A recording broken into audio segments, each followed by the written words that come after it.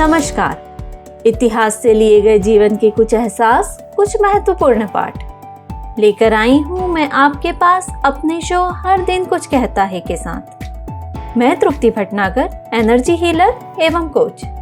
मेरा मानना है हर दिन हमसे कुछ कहता है, शायद जीवन को बेहतर बनाने का एक प्यारा सा संदेश देता है। नई आशाओं, नई उम्मीदों से भरे दिन की शुरुआत बढ़ी हुई ऊर्जा और जोश से करने के लिए चलिए जानते हैं फरवरी 9 का खास पाठ।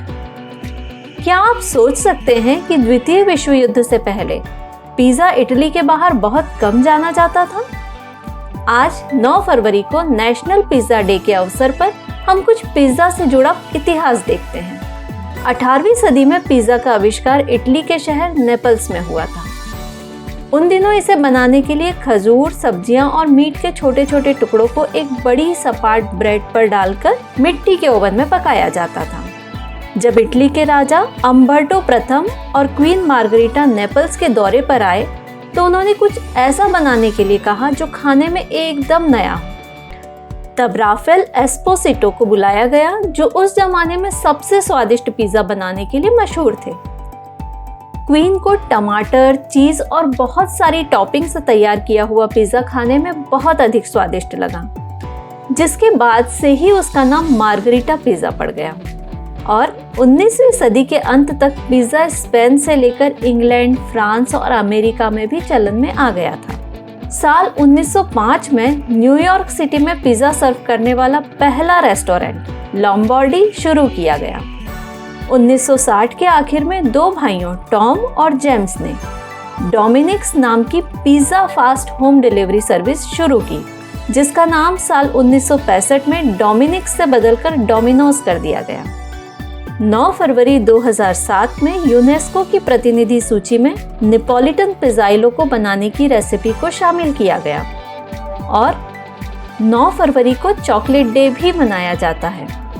वैसे तो चॉकलेट डे पूरे साल किसी न किसी दिन किसी न किसी रूप में मनाया ही जाता रहा है, लेकिन यह दिन 9 फरवरी को वैलेंटाइन वीक के एक भाग के रूप में मनाया जाता है। इस दिन प्रियजन एक दूसरे को चॉकलेट गिफ्ट करते हैं और उम्मीद करते हैं कि उनका रिश्ता हमेशा मधुर बना रहे। आपको जानकर आश्चर्य होगा कि चॉकलेट मूल रूप से कड़वे पेय के रूप में लिया जाता था। चॉकलेट का इतिहास लगभग 2500 साल पुराना है।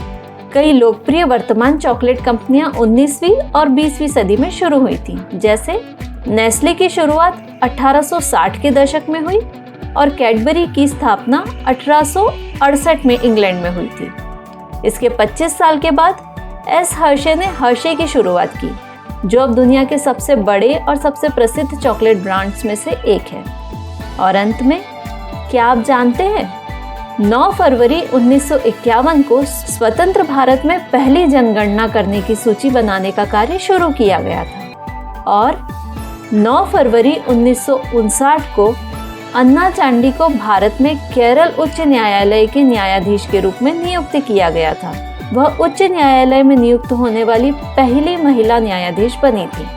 और 9 फरवरी 2008 को सामाजिक कार्यकर्ता, मुख्यतः कुष्ठ रोगियों की सेवा के लिए प्रसिद्ध बाबा आमटे का निधन हुआ था।